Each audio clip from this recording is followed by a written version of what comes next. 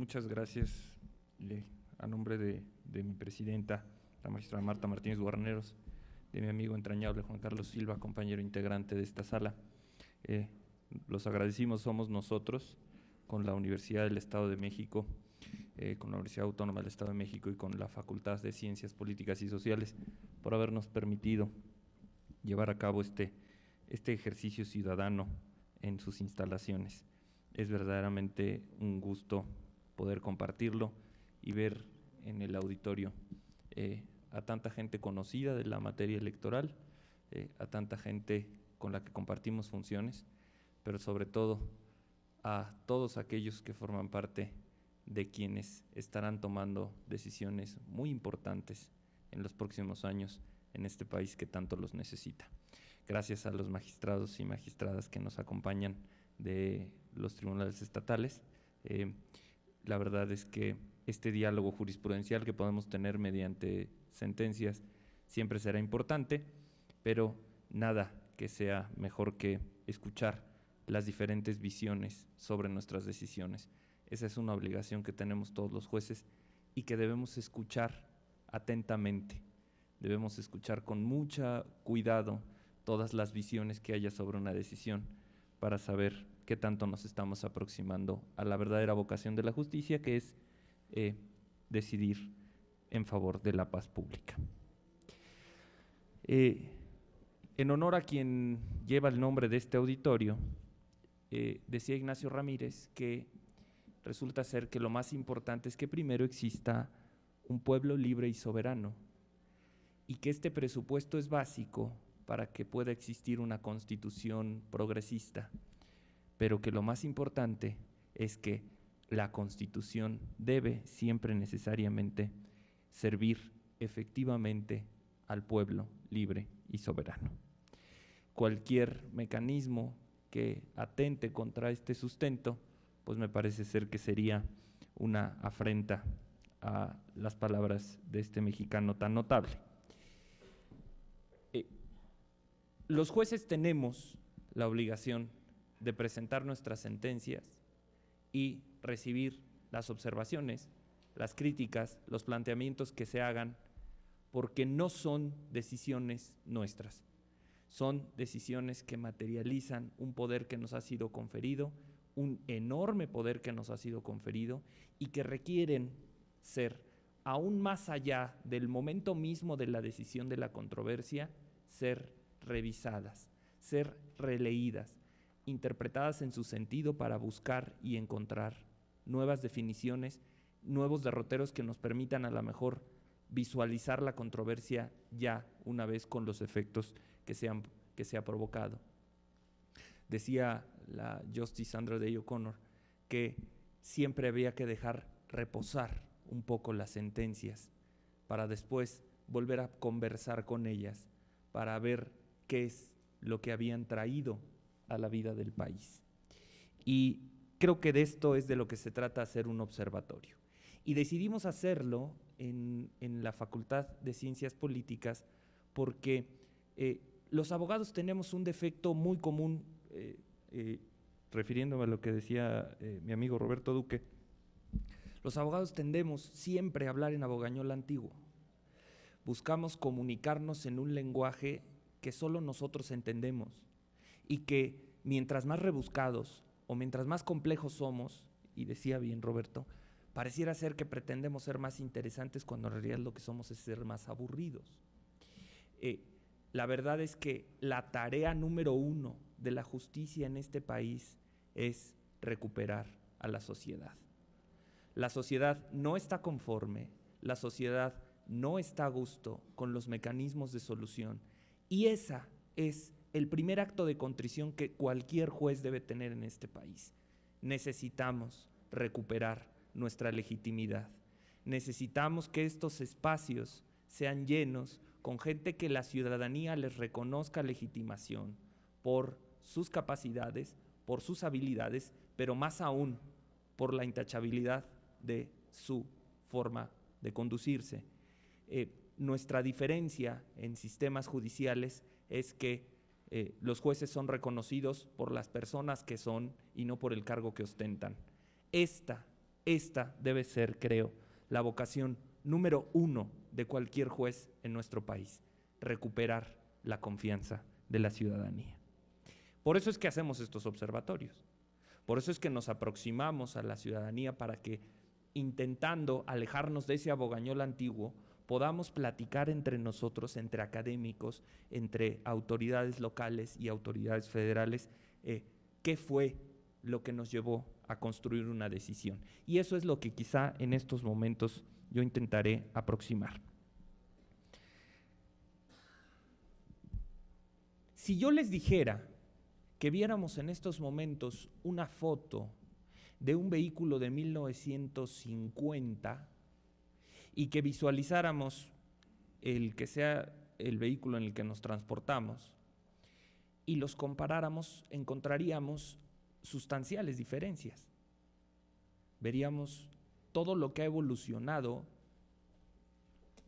un vehículo de 1950 a nuestros días. Si tomáramos quizá un teléfono, no se diga. Si tomamos un teléfono de 1950, ¿cómo era? Y ustedes recordarán, pues lo podrán haber visto en películas, a cómo es actualmente, pues la realidad es que son dos aparatos que no solo son sustancialmente distintos, sino que incluso ya se usan para cosas diferentes, ¿no? Que incluso han sido sustituidos en sus funciones por muchos otros mecanismos. ¿Qué creen que es el problema de la actividad probatoria? Si vamos a la actividad probatoria de 1950 y vamos ahorita, son la misma. Y ese quizá sea un primer problema que tenemos que repensar. Estamos probando igual que en 1950. Nuestras disposiciones probatorias rescatan criterios y principios del siglo pasado. Queremos probar nuestra actualidad con elementos del siglo pasado. Y esa es quizá nuestra primer dificultad. Si ahora nosotros viéramos un documento, necesitarían ustedes forzosamente acudir a un abogado para saber qué valor probatorio y cómo tendría que ser exhibido en un juicio civil, en un juicio penal, en un juicio penal oral, en un juicio administrativo, en un juicio electoral, en un juicio laboral.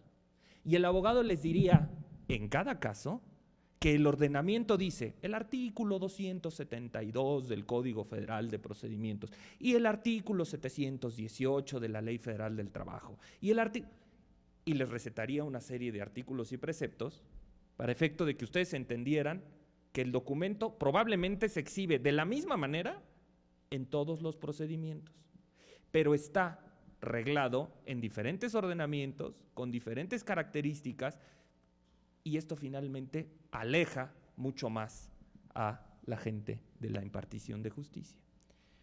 Y la primera reflexión, y para eso quienes estudian en esta universidad nos pueden ayudar mucho, porque nos facilitan, y ustedes habrán de integrar, quizá con mucha probabilidad, los órganos de decisión dentro de algunos años. Quizás será tiempo de empezar a pensar que hay que cambiar nuestro esquema de modelo probatorio.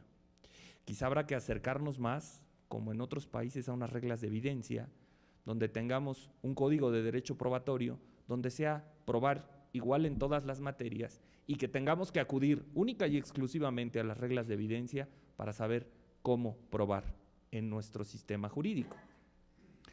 Creo que esto nos permitiría, de alguna forma, evitar tanto manejo, no solo de cuerpos normativos distintos, sino confundir con las reglas a la ciudadanía. Todas las barras de abogados de otros países, sobre todo los anglosajones, están teniendo convenciones actualmente para ver cómo se van a hacer los litigios estratégicos dentro de 10 años. Y las discusiones actualmente son cómo vamos a litigar en 10 años. ¿Cómo vamos a presentar nuestros casos? ¿Qué vamos a hacer para ser eficientes, competitivos en 10 años? Bueno, quizás será tiempo de que nuestra tarea como jueces, como integrantes de la sociedad, sea exigir que nuestros sistemas y ordenamientos de justicia se vayan perfilando para que en 10 años sean competitivos y eficientes.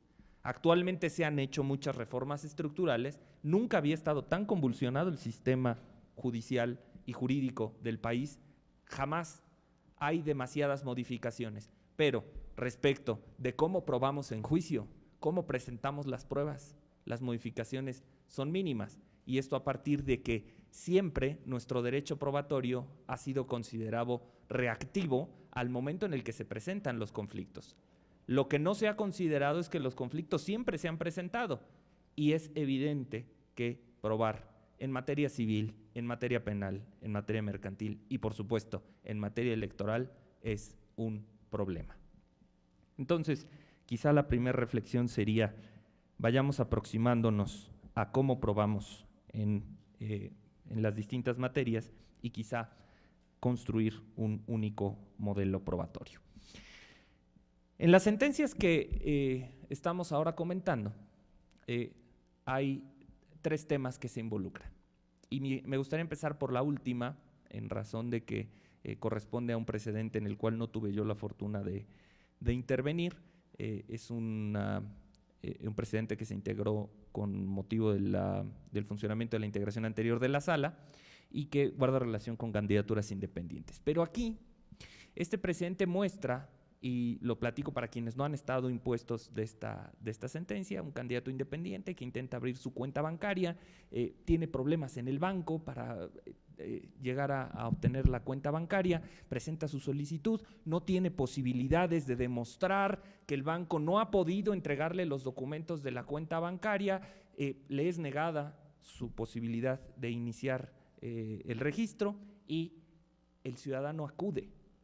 Y como decía en la mesa anterior, el ciudadano acude a que un tribunal le dé solución a un problema. El ciudadano no acude para que le digan nibi, tibi, jus, iuli, facti, como decía Roberto. No acudes a una oficina de licencias para que te den una clase de cómo se debe integrar un proceso administrativo y de qué forma debiste haber hecho las cosas, pero qué pena me da que lamentablemente no estamos en posibilidades de solucionar tu problema. Pero en ocasiones no solo no lo solucionamos, sino lo vamos a agravar un poquito más. Vamos a ponerte en una situación en la cual estás todavía más complicado. Entonces, cuando los jueces asumimos una actitud en ese sentido, me parece ser que construimos al revés el sistema. Lo que nosotros tenemos que hacer es darle solución al problema. Ahora, para solucionar un problema habrá muchas formas. Y si nos aproximamos a esa controversia, lo que quería el ciudadano era poder participar en la elección.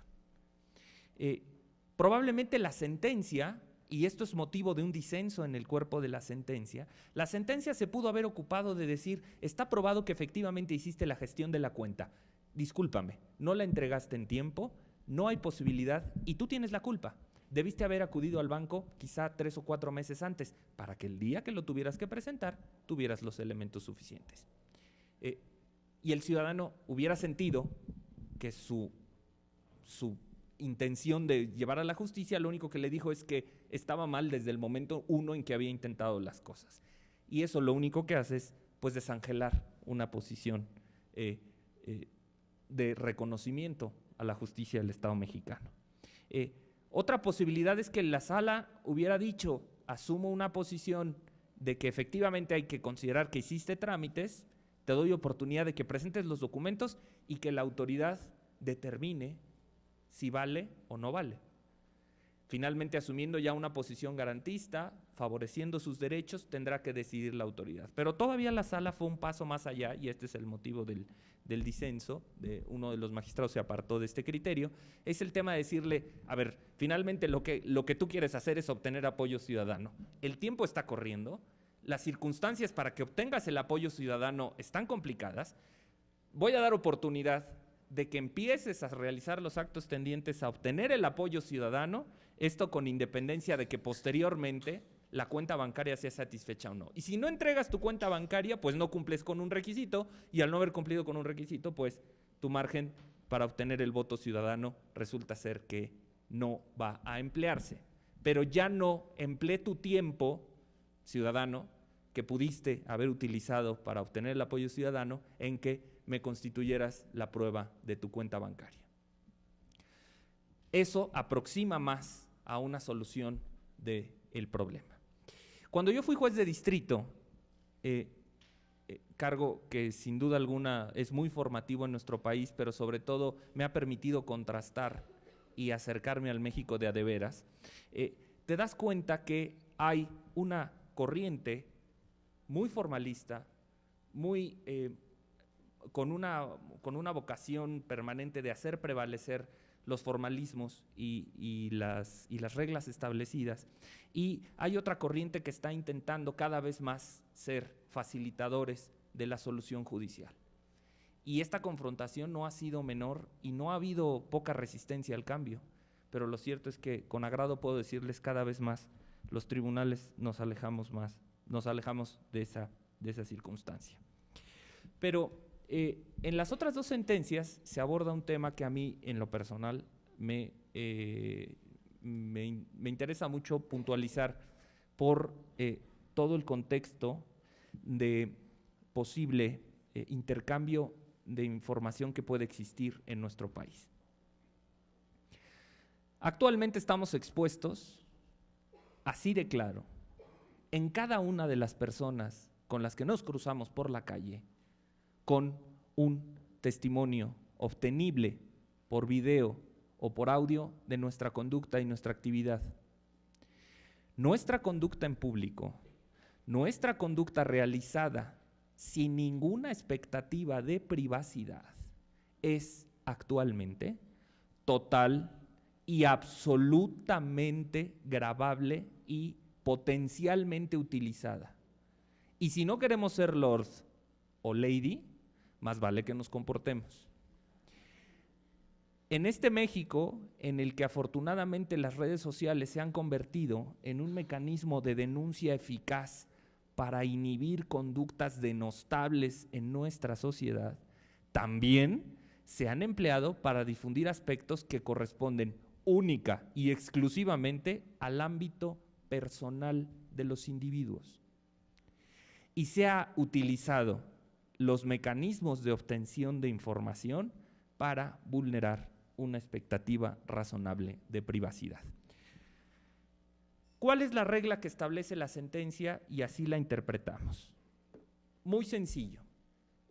Una persona en un lugar público haciendo cosas a simple vista no tiene una expectativa razonable de privacidad. Yo no puedo estimar que tengo una expectativa razonable de privacidad si voy y me duermo en una cama que está exhibida en un centro comercial. No es mi recámara, no, es un bien que ni siquiera es mío, no hay ninguna expectativa razonable de privacidad. Y yo les pregunto, vayamos complicando la cosa, ¿habrá una expectativa razonable de privacidad en un cuarto de hotel cuando yo alquilo una habitación de hotel? El cuarto no es mío, el edificio por supuesto tampoco, ¿no? Yo me introduzco, tengo una expectativa en esa habitación de… Por supuesto que sí. Ustedes en su habitación de hotel no hacen cosas que harían normalmente en la calle. Y la realidad es que existe un ámbito reservado a la intimidad de la persona que los protege y los garantiza. Si existiera una cámara de video en esa habitación de hotel que los captara a ustedes realizando una determinada conducta y después esto fuera evidenciado, ¿tendría sentido que esto fuera total y absolutamente aceptable? Si yo tomo una conversación telefónica y platico con el mejor amigo de toda la vida y le confieso lo que sea que yo haya hecho, y alguien escucha esa grabación, ese teléfono, y lo graba y lo presenta, ¿tendrá una razonable validez ese documento? El tamiz que distingue si algo es aceptable o no es si existe esta expectativa de que quede en el ámbito de lo privado. En el caso del primer asunto, para efecto de aproximarlo, los magistrados de Hidalgo lo conocen, por supuesto, quienes integran la sala, pero los demás integrantes del público no, y quisiera puntualizar cómo es que se dio la cosa. Bueno, es un caso donde una persona, tocan en su casa, toca una persona que se ostenta y que se dice era un candidato, y esta persona claramente se ve que toma su teléfono celular y lo introduce detrás de lo que pareciera ser una mascada o una pañoleta o la ropa misma, no hay forma de saberlo, esconde el teléfono celular y lo pone a grabar. Se ve desde que toma el teléfono celular, lo pone a grabar y lo esconde. Se aproxima a la puerta y abre. Y el video es muy revelador de la conducta que asume una persona en la calle y la conducta que asume cuando pasa a un ámbito más privado. Y quizá este aspecto es fundamental. En el video empiezan a platicar en el exterior de su casa, intercambian, oiga, va a venir a apoyarnos, no, fíjese que tengo que ir a recoger, no, ya fue mi marido, no sé qué, tantas cosas. Oiga, pero es que fíjese que es importante, pásele, ¿no? Y se introducen a la casa. Y en la sala de su casa, donde se sientan, empiezan a conversar y el tono de la conversación se modifica instantáneamente. Un agente invitado a un espacio privado donde están dos personas platicando únicamente, incluso el tono de voz que se podía escuchar en el video es sustancialmente distinto. Oiga, fíjese, estoy muy preocupado porque, mire, esta persona jamás imaginó y jamás pensó que estaba haciendo materia de una intervención de esa comunicación. Materialmente es una intervención de comunicación. Ahora, estas pruebas no servirán nunca para nada, para ninguna materia. A ver, vayamos siendo sensatos y cada caso tiene su complejidad. Pero en el caso de la materia electoral, la Constitución tiene un abrazo de protección fundamental que le dice, constitucionalmente, dice, la intervención de comunicaciones en materia electoral está vedada. Ni siquiera la autoridad judicial puede autorizar intervención de comunicaciones en materia electoral. Y si yo les dijera que esto tiene explicación, ustedes dirían, ¿por qué? Y les pediría que recordaran los años 70 y a Richard Nixon en Estados Unidos y que recordáramos el incidente de Watergate. En materia electoral, el tratamiento de los asuntos en materia electoral implica estrategias, implica el manejo de muchos aspectos en lo personal, en lo profesional, en lo operativo, que pueden trascender y que pueden ser materia indebida de un espionaje, como lo decía Roberto. La razón fundamental de que la Constitución protege estas materias, junto con la mercantil, junto con la fiscal, junto con la estrategia de abogado defensor, es precisamente evitar que estos mecanismos sean utilizados como objetos de espionaje o bien que generen una vocación de prohijar este tipo de conductas. Cuando una persona como juez se encuentra con casos como este, debe resolver conforme a las atinencias de cada caso. Pero no nada más.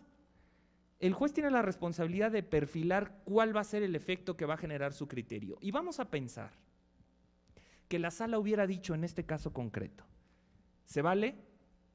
Este tipo de intervención de comunicaciones se justifica y adelante, es una práctica que se puede realizar. Pues el mensaje que se manda a todos los justiciables es que esta es una práctica permitida, deseable y que es válida. Y entonces esta conducta va permeando y pues el día de mañana quienes pudieran ser sujetos de este tipo de intervención de comunicaciones seríamos todos y cada uno de nosotros. Esto es lo que revela, pues diría yo, la fuerza del precedente y las implicaciones que puede tener en la construcción de una doctrina jurisprudencial de un tribunal. Y terminaría la participación para efecto de poder dar espacio a quizá a lo más importante, y les pediría que muchas ocasiones es difícil tener la oportunidad de preguntarle a un juez o de preguntarle a un magistrado, aquí tenemos dos y un especialista en derecho electoral, todas las implicaciones que puede tener este tipo de prácticas en materia electoral. Y quizá veamos los videos en redes sociales y quizá veamos los videos en noticieros y hagamos nuestro juicio sumarísimo sobre las responsabilidades de quién o cuál. Precisamente eso es lo que nos separa a los jueces de la opinión pública. Y es, quizás citando aquella obra teatral de Fuente Ovejuna, ¿no? ¿De quién ha matado? Pues Fuente Ovejuna. Nosotros tenemos la responsabilidad, primero, de decidir y decidir con las constancias que hay en el expediente, apegado a lo que está en la Constitución y conforme a lo que se establece en los precedentes y en los criterios de jurisprudencia. La opinión pública no tiene el deber de fundar y motivar. La opinión pública tiene un sentido común, que a veces resulta ser el menos común de los sentidos, pero la opinión pública toma determinada corriente y hace juicios sumarísimos. Por eso existimos los jueces.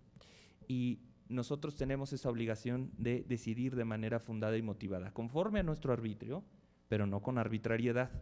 Y precisamente el límite entre nuestro arbitrio y nuestra arbitrariedad es exactamente el explicar y el exponer estas razones. Yo les pediría, como encargado de la función de impartir justicia en este país, tres cosas.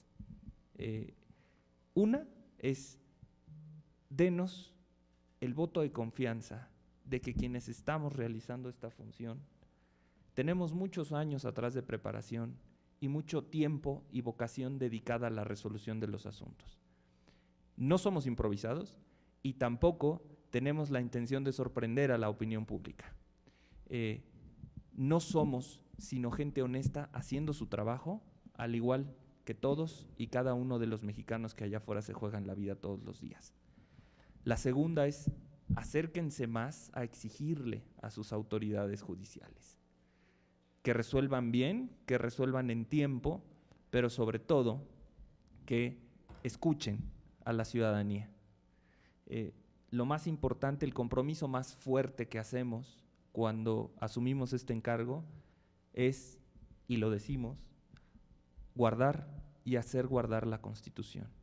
Y parte de guardar y hacer guardar la Constitución es proteger los derechos humanos de todos los habitantes de este país, sin ningún distingo. Y la tercera circunstancia es, por favor, a quienes están estudiando, ayúdame a hacer de México un mejor lugar para vivir. Ayúdame preparando tus clases, ayúdame estudiando la materia, ayúdame inhibiendo las prácticas de discriminación entre ustedes, inhibiendo las prácticas de deslealtades con ustedes y con mi país. Construyan un México que no van a ver, pero que sin duda alguna habrán de disfrutar, porque el momento de construirlo es lo que verdaderamente dejará los cimientos de una nueva generación de mexicanos. Es lo que yo tendría que decirles y muchas gracias por su atención. Gracias, Roberto. Gracias, Manuelito. Maestra, muchas gracias.